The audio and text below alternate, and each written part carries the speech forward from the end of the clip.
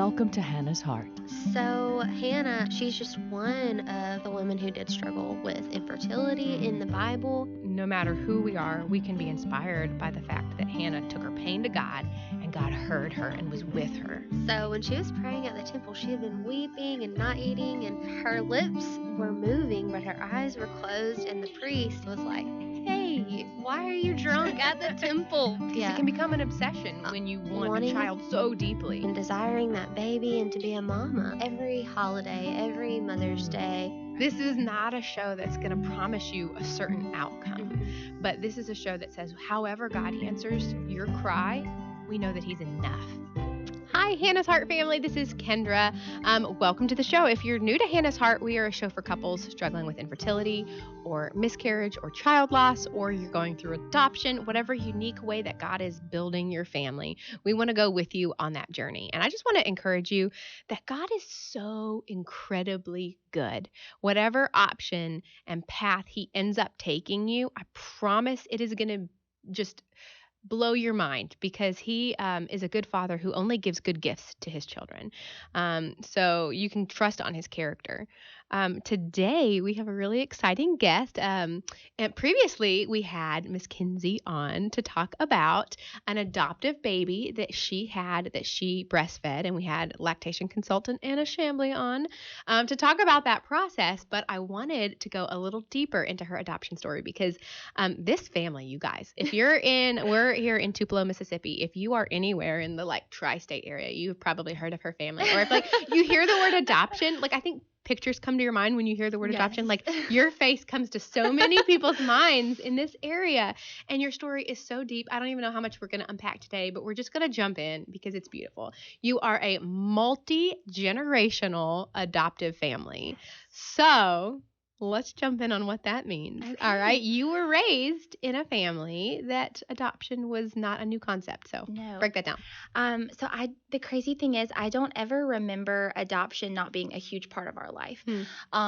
Later on, foster care was a huge part of how adoption came to be. But my mom's aunt, who were very formative in her view on adoption, they adopted, I believe, 12 kids.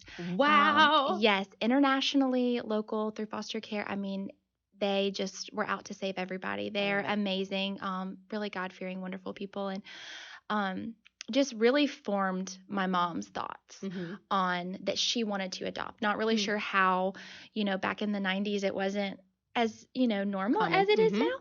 But that was something they tried to adopt before they had me. Yeah. But they weren't married long enough. So just this calling that she had. And then when I was 11, they decided to start fostering, which is the most beautiful and heartbreaking. At that point, did you have biological siblings? Yes, it was just me and my 2 biological siblings. Okay, gotcha. And my parents knew that they wanted to adopt, but did not have the financial means to adopt. And so we're like, okay, God, if you are wanting us to adopt, we're going to have to do it through foster care because we can't afford anything else. And I remember my mom years down the road saying, because, foster care is hard, and you don't know. You don't know. There's no guarantee. And my mom told me when I was telling her how awful she was for putting us through this, and what was she even thinking, and she needed to think about the kids in her home. I was not a peach. And she said, Mackenzie, and I just think about the amount of times I think about this, I should have it on a t-shirt. She said, Mackenzie, if the hardest thing God calls you to is to love children that leave, your life is not that hard. Wow. And I think maybe I was 13 when she told me that. Say that again. And she said, if the hardest thing, and I just think about that all the time, that there are people dying for Christ in other countries. And I was pitching a hissy fit because I got to love a baby that didn't stay. And it doesn't negate, I still have heartbreak. It still hurts.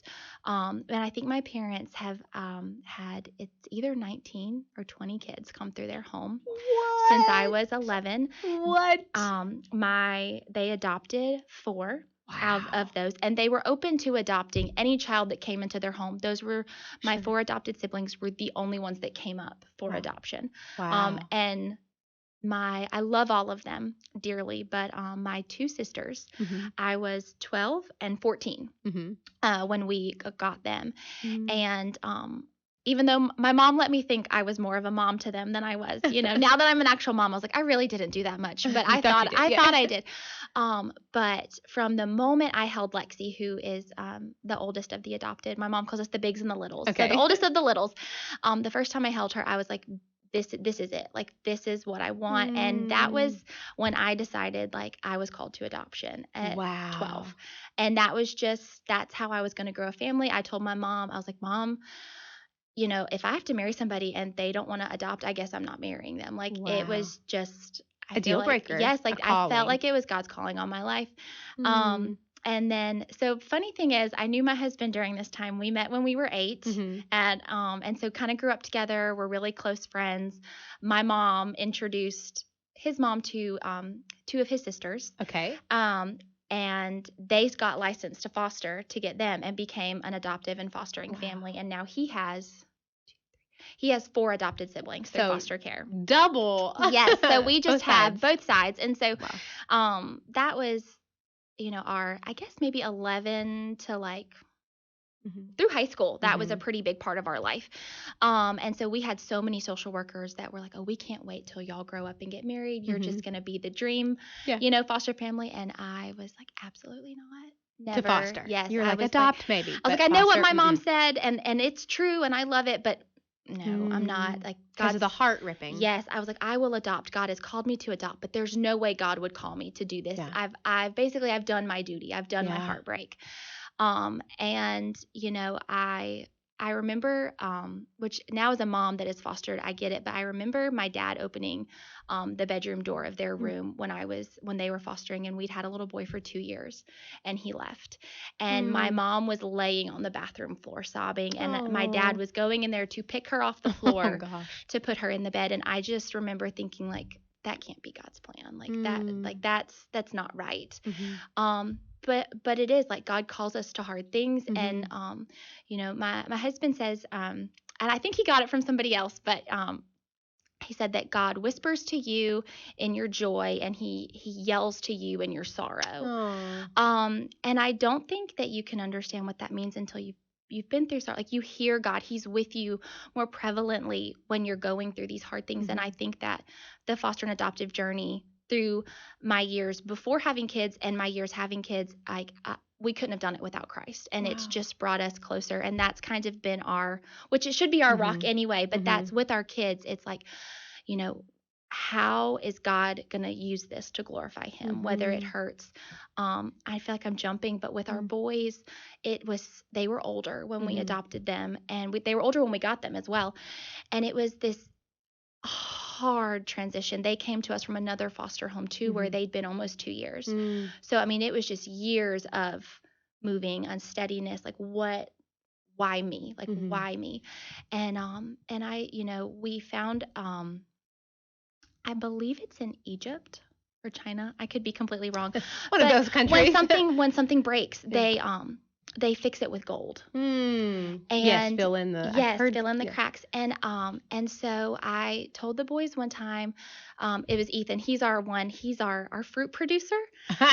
He is the most rewarding kid, but he put us through the ringer in lots of ways. And it was a really bad moment, and he was just like, what's the point? Why doesn't, why would God do this to me? Like, why would God take me from my family and not somebody else? Oof. Like, and I said, we don't know why God does what he does, but he is good. And I said, and we can either take these broken pieces, and that could be for infertility. It's not just for adoption, that struggle, whatever is happening to you, you can either let God use it to glorify him, and you can, make your brokenness shine like gold, or you can be bitter, and people are going to see you for that. And I told you, that's a choice. And you don't have to be happy. You don't have to understand it, but you can choose to know that God is good and let people see him through your sorrow and through your hurting and through your journey. And I think that, has been a big part of our journey, is that whether we see it now or see it ever, or maybe we won't see it until we're in heaven, but that there is a reason for every single thing that God puts you and your, children through. Wow. And Ethan you told me this off air. He was the one that told you when you went on the show today, Mom, tell him the bad stuff Yes, too. yes, 'Cause yes. it's not all perfect, but it's all part of our story. Yes, I love did. that. I asked my 2 older boys. I did Yeah. ask their permission Yeah. because there's a lot of It's stuff. their story too. That's my oldest was making fun of my Yeah. middle son Ethan. My oldest is Matt, Yeah. and my middle is Ethan. And he said, "You gonna tell him about the time Ethan punched you in the face?" We're going to get into that right now. And I said, and Ethan was like, "You probably should." Yeah. But anyway, no, but he was hurting. We had a visit, and it's just, I mean, it's kind of jumping around, but just a little picture of they are amazing kids. They are, God has a plan for them. They are not broken, but they are broken. Yes. Yeah. And when, I feel like, as an adult, when something doesn't go my way, I get upset, or we had a visit with their birth mom, and she told them that we were lying to them, that we were keeping them from her, that if he would just act out, that they would get to come home, or that they would move. Just as a mom, and this is what we tell them always, because I never want to talk poorly of her, no matter how poorly I think of her, because she is one of God's children too. Sure. Hopefully the Lord has a plan. He does have a plan for her, but hopefully she responds to it. Yes. But she loves them the only way that she can. Sure. And I told Ethan that I was like, she loves you as much as a mom can love you, but they can't take care of you. And he goes, "Oh, so she's selfish." And I said, "Yes, Christ's love is selfless love, and that's what being a parent is. It's not, I don't think being a parent is giving birth, because there are plenty of people that give birth that are not parents. Being a parent is loving someone more than you love yourself. Yeah. It's just that selfless love." But anyway, so came off of that visit, and Ethan just got mad and was lashing out, and just sucker punched me right in the face. Wow. And busted my lip. My husband wasn't there. We were at the beach, and he punched me in the car, parking garage. And so I'm dragging this kid, kicking and screaming. It is a hot mess. And I just put him in the room, and I was like, I love you. I'm not mad at you, but this is unacceptable. We're just going to take a minute. And my husband was like, "I'll get there when I get there. Just, I'm coming." But it was so sad and so hard. But the crazy thing is, it grew us. Every time we had an outburst with him, and it was often, and my husband would have to just straitjacket him or whatever, the things that we had to do. We always, no matter how upset we were, we pulled it back to, "Ethan, God has a plan for you. God chose us for this reason. God put you here." And we've been unpacking things years down the road, and he goes, he's like, "Were you just so mad at me, or, did you hate this or whatever?" And I said, "No, I knew no matter how much it hurt me that you were hurting more." And when we called the worker, because when he punched me, I grabbed him up under the arm, and I just marched him, and he had some little bruises from me grabbing his arm. So I called the worker to be like, "Hey, and so she goes, 'So when do I have to move him?'" And she thought, just heartbreaking that she's like, "They did something bad, so now you don't want them." And I was like, "Absolutely not. Yeah. I just want you to know, if he does this again, there's going to be more punishment than just a talking to. You can't, punch your mom in the face, or a woman in general." That was the biggest thing. But there's such this stigma on older kids, and that they are going to do bad things, or "Oh, well, they've been through it." And I say that because that was one of our biggest things, and we moved past it. It brought us closer. We look back at it now, and we laugh about it, and and it was such a moment where he was like, "You still loved me." I was like, "Yes, I did. I never stopped loving you. I just wish that my lip wasn't bleeding." Yeah. But I feel like with older kids, it has, which I guess the biggest blessing through all of this is they have both come to accept Christ. What? They are actually, yes, they are actually going to be baptized this Sunday. Both of my older boys, yes. What? And my husband's going to baptize them, which is word. just the most, if that is all, if that is it, then we did our job. Yeah. That's what matters. And I think that they have had this, I don't want to say blessing because it's not a blessing that they were taken. It's not a blessing that they went through all of this, but they will understand God's grace and God's love, unlike I will ever be able to because of what they've been through. And it's just they have touched so many people's lives with their story and their response. If you know them or if you ever got to meet them, they are the most joyful, like loving kids. Like they are they're just kind. They are kind. And and I think that God's I tell them all the time, I don't know what it's going to be yet, but he's already using you and he's going to use you in big ways. And as long as you can just see that every bad thing that you've been through is going to bless somebody else, and there are people that are going to go through way easier things and way harder things, but like this is what God's called you to and what he's called us to. And, not that it's easy and we still have these hard moments, but it's worth it. It's worth it, Kenzie, I know you said you thought that you were jumping around, but without even realizing it, you are hitting on almost every fear that a future adoptive mom might have, and then God's grace that covered it. So you talked about how there's this fear of a failed placement, and falling in love with it, and God's grace is sufficient. He picked you up the floor. Off air, you told me about your first that you thought you were gonna have a placement and you fell apart. And was it Kroger? Yes, just that. Where was it? The bread aisle at Kroger and solved. Because you had plans for these children that were going to be coming into your house, and then it didn't work out. Then you talked about just a lot of couples are concerned about I'm going to use the word baggage. It's like, if I get an older kid, they come with this baggage, right? And you just addressed that. We all have baggage. And yes, you use the word broken, that we all have a level of brokenness in us, whether they're biological or not.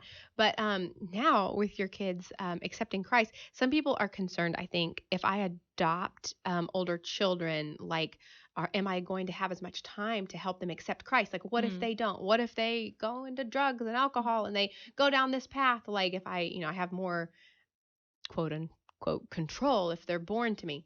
Can you address that? Well, yeah, and I wish my husband could talk because he just has the most perfectly timed words sometimes, and he has said, my youngest adopted son Mario, he is just full of all the questions, and he goes, "Oh, don't you wish you had me when I was a baby mom?" And I was like, I do. And then my husband, he was like, he said, no. He said, I got you right when God wanted me to. Amen. And I think that, we want to stress about these things that are out of our control, and whether it's adopted or biological, it doesn't matter. Like, you can't control the way your biological kid turns out. I know they may not serve Christ. I know we've had some issues with my oldest, and he knows. I told him, I was like, I'm going to talk about some stuff about you, but it's teenage stuff. But then I have a mom friend, wonderful Christian family, all biological kids, and she was like, let me tell you what mine's doing. And it's just it doesn't matter whether you get them at 16 or 1 or you gave birth to them. They're human and they're sinful and they're going to struggle. Sin nature. Yes. And I think that it's not going to surprise God if you adopt. It's not going to surprise God if you get an older child. And so I think that it's God's timing. That is a beautiful answer. That's just something that you can fall back into when you feel inadequate, when you feel like you don't have the time. Like, God's timing is perfect, and He'll give you what you need in that, and just to rest in that, I think. Okay, so another fear parents sometimes have is, will we ever feel like a family? Will we ever really, truly bond? Tell me about, you have a gotcha day, but you have another day that you guys celebrate in your family. We have Ohana Day. Okay. And it's a big term we use in our house. We actually, when my boys were adopted, we did an adoption party because for them, with my youngest little girl, it was all happiness. We picked her up at the NICU, but with my boys, it was not just happy, it was sad. It was the ending of a family that they knew, but we wanted to give them something happy to remember it by. So we had an Ohana party. It's a different kind of, we called it a different kind of family celebration. And Ohana Day is the day that does that mean family in Hawaiian? Yes, right. Ohana. Well, it's from Lilo and Stitch. Oh, okay. That's where we got it. Ohana means family, and family means no one gets left behind or forgotten. And that's what we told the boys is, we're like, whether you love us or not, whether you want us to be your mom and dad, you're never leaving us. And you're like, you don't have to use the term mom and dad yet. Yes, but we're your Ohana. And that was honestly, at the time, that was for me because I wanted to be a mom so badly, and I was, but they did not want me to be their mom. There was a lot of baggage in that department. I mean baggage is a good word because it was, and they clicked a lot quicker with my husband because they had an absent father. It wasn't they're so loyal and they're so loving, and they love their birth mom, and they always will. And I think for me, I had to accept that I'm never going to replace her. Right. But I don't want to. I want to be something different for them because no matter how much they love her, she never put them first and never took care of their needs. And so if I needed to be Kinsey, if I needed to be Ohana, I needed to be what God needed them to have, not me being called a mom, because that's what selfishly I needed. But so now my and big, that is the true definition of being a mom. Yes, so my big, and we know we have all the dates. My big boys, their Ohana Day is October 30th. My youngest adopted son, his Ohana Day is December 16th, and then Love, her Ohana Day is November 30th. It's okay. Yes, I had to think about it. You got 5 kids in 2 years. Yes. So anyway, so it's just I think that it is with having older kids. I think when you get handed a baby, you immediately are going to feel like a family. Sure. And I think with our big boys, it was different and it was harder, but it was also special because we woke up every day and chose to love them. It didn't always come easy. And there were days when I was like, this is never, I'm going to make it work, but it's not going to because they don't want it. And we just woke up every day. And there were times when Ryan and I would look at each other and he was like, we just got to make it to the end of the day. Yeah. We've just got to love them through today. Yeah. And that's what we did. And, and I would say we did not really have a full settling with our big boys until they were adopted. Wow. And that's when, for my oldest, he was like, we're a family now. His name was Nate when we got him. And we told them that when they were adopted, that if they wanted to, that they were going to have our last name, but that their first name was a piece of their birth mom, and that their last name was a piece of us, and that they could pick their middle name. I love it. To give them some control. Sure. And so, my middle son said that he wanted their godparents were their foster family before us, who that's a whole nother story of just God's story and weaving and just beauty. But he said, well, I want a piece of my mom and I want a piece of you and I want a piece of them. And so his middle name is their last name. So he's Ethan Winter Killough. But my oldest was like, I want a new life. I want my dad's name. I want to be Matthew Jr. And my husband was like, that's weird. Like, you're a teenager. You can't just change your name. And then he thought about it and he was like, are you sure? And he's like, no, you're my dad. Like, I want my dad's name. And I feel like that was just such a beautiful picture of, how we're new in Christ. Yeah. And so your husband's name is Matthew Ryan Matthew Killough. Ryan. Okay. So now Matt is Matthew Ryan Killough. Gotcha. Okay. And so, when he was adopted, he was like, I've got my dad's name. Like, this is my dad. I am his. He is mine. Like, this is it. And then for Ethan, we talked about this last night with him. We were talking, and it was when we adopted their little sister. Okay. Or not when we adopted her, when we picked her up from the hospital and brought her home, and she was a foster baby. That is when we became a family. Because he got to experience the way that you accepted. Yes. And so that's what they did for me. They made room in their life. Exactly. And I think for him too, like he was loving her and we were loving her. And it was just this full circle of like, we are a family. Like she very much kind of tied us together. And not that you have to adopt multiple kids for that to happen. I think it would have come with time, but I think that, every single adoption journey and fertility, every journey is so different, but God has his hand on all of it. Okay, Kinsey, one more question, and this has to be like 60-second answer because we're almost out of time. But now you have had a biological child at the end of this journey. It was a surprise, unexpected. People who say, will I ever love adopted children as my own? That's question number one. And two, was there any jealousy of the adopted children? That's such a great question. So my brain loves all of them exactly the same, and my heart loves them exactly the same. Now I have my big kids even know this, that it's almost like my body, I guess biologically the way I was made, I can sense things with him sometimes, which may sound crazy. Sure. But No, it's no. not, sometimes I feel differently, but not about the way I love him, just about the way I react to him sometimes. And that's even with, because Love was adopted as a baby. Yeah. The boys were adopted big. Yeah. Even from her, I Wow. love them all the same, but sometimes like, I'm like, something's wrong with Murphy. And there is, and it's just like, I can sense it. But I think that, what was the other question? So their jealousy or they're no, accepting her? like honestly, Mario, my youngest adopted one, thinks that they're biological siblings. That's hysterical. I think that just like all kids, there's some vying for attention. Sure. But no, every time we have added someone to our family, God has just used it to bring us closer and to just weave his story through us. I could talk to you all day. We're going to have you come back because there's so much more to unpack. Thank you so much for sharing your story, being vulnerable, and praise God for the beautiful story that is being woven in your family. And I know it's not even over yet. I hope not. Anyone who's listening, be encouraged. Whatever God's plan is for you, it is beautiful. If God calls you to adoption, you may think it's the plan B, and it's actually God's plan A, but it's going to be beautiful if that's what God has for you. Thanks for listening to Hannah's Heart.